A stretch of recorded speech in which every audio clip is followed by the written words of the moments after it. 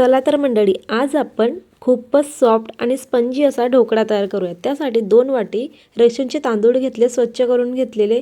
त्याच वाटीने 1 वाटी चना डाळ घेतलेली आहे।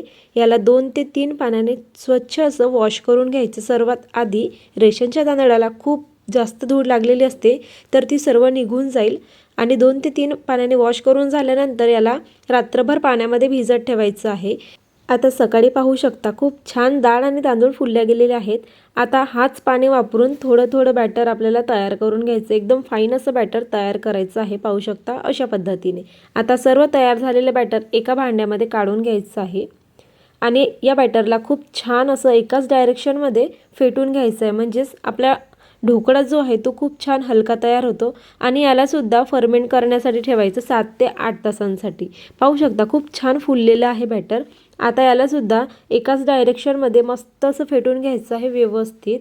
आता यामध्ये मिरची कोथिंबीरीची पेस्ट वापरली, मीठ वापरलं चवीनुसार, पाव चमचा हळद, 1 चमचा तेल टाकायचं आहे, साखर घालायची आहे 1 ते 1.5 चमचा आणि 2 चमचे आंबट दही घातलेलं आहे। खूप छान यामुळे फ्लेवर येतो ढोकळ्याला।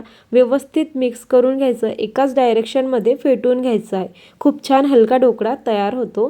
तर आपलं पीठ एकदम रेडी आहे। आता ताटाला सर्व साइडने तेलाने ग्रीस करून घ्यायचं आणि बॅटरमध्ये 1 इनोचं सॅचेस वापरायचं आहे आणि एकाच डायरेक्शनमध्ये फेटून घ्यायचं। जास्त वेळ आपल्याला हे बाहेर ठेवायचं नाही इनो घातल्यानंतर।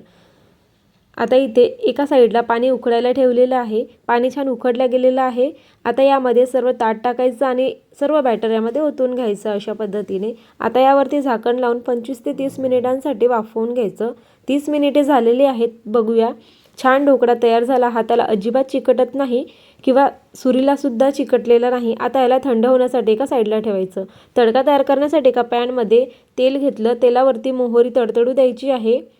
मिरचीचे लांबट आकाराचे तुकडे, कोथिंबीर, कढीपत्ता घातला, सोबतच साखर आणि मीठ घातली।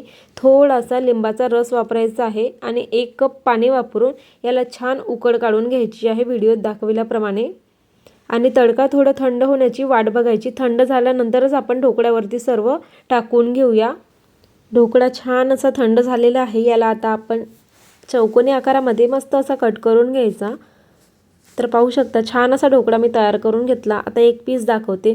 खूपच सॉफ्ट आणि स्पंजी ढोकळा सोप्यात सोप्या पद्धतीने तयार झालेला आहे। वरच्या साइडने भरपूर असा कोथिंबीर भुरकवायचा आणि तयार केलेला तडका यावरती घालायचा, म्हणजे घशात अडकणार नाही खाताना। कोणत्याही प्रकारच्या चटणीसोबत सर्व करा।